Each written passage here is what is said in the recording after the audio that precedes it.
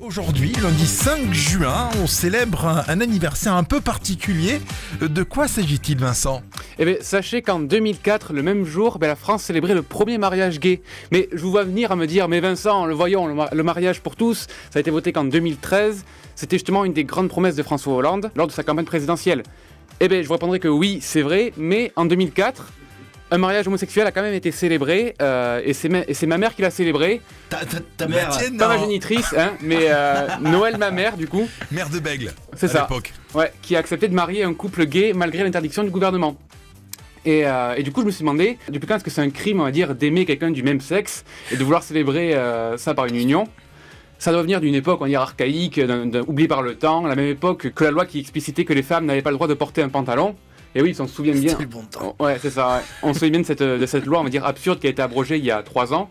Et du coup, j'ai fait quelques recherches pour savoir si les lois pénalisant les homosexuels venaient, elles aussi, de notre temps. Et bien, figurez-vous que non.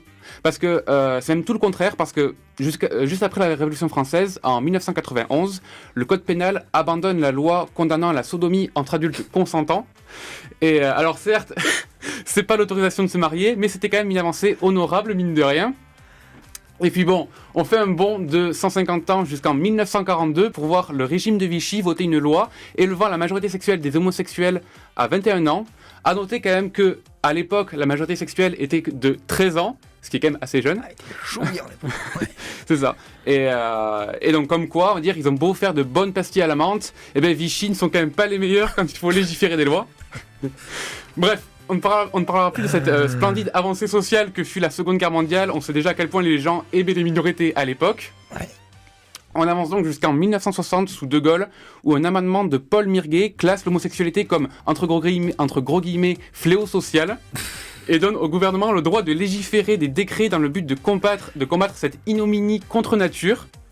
Et un pas de plus vers l'égalité en 1968, lorsque la France, en suivant une classification de l'Organisation mondiale de la santé, place l'homosexualité sous l'appellation de maladie mentale.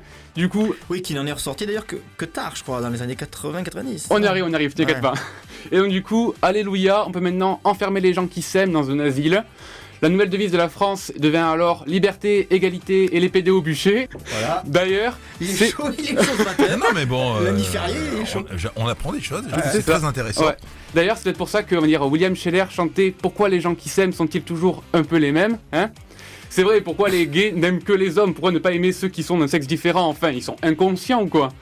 Mais bon, trêve de second degré, redevenons un peu sérieux une minute pour finir notre petite frise à travers les âges. Il faut donc attendre jusqu'en 1982 pour que l'homosexualité soit dépénalisée et 10 ans de plus pour qu'elle ne soit plus considérée comme une maladie mentale. Du coup, en 92, pour qu'on considère enfin que l'homosexualité n'est pas une maladie. C'est quand même fou, presque autant qu'un homosexuel. Et non plus maintenant. Et bref, fin années 90, les homosexuels peuvent se paxer et enfin, en mai 2013, du coup, la loi autorisant le mariage pour tous est adoptée. Plus de 220 ans après que la France ait considéré que le fait d'aimer quelqu'un de même sexe n'était pas un mal en soi, on en est là.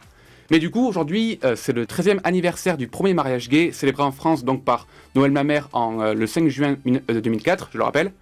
Je voulais donc faire un petit historique de cette minorité, on va dire.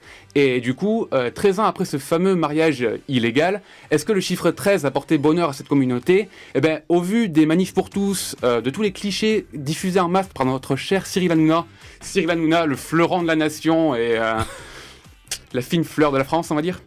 Et donc, quand on voit tout ça, sans compter les jolies colonies de vacances qui éclosent, on va dire, en Tchétchénie, et permettez-moi de douter que ce 13e anniversaire porte réellement chance. C'est tout pour moi. Eh bien merci, c'était Vincent. très bien Vincent. Tu reviens quand tu veux. Ah bah demain matin, même heure. Mes amitiés à ta mère donc. Ce matin, 9h47. L'important c'est de s'aimer. Voilà. C'est tout ce que j'ai envie de dire. Aimons-nous, vivants. Bien joué. Je l'ai pas. Tu l'as pas ? C'est pas grave, hein, c'est une autre culture.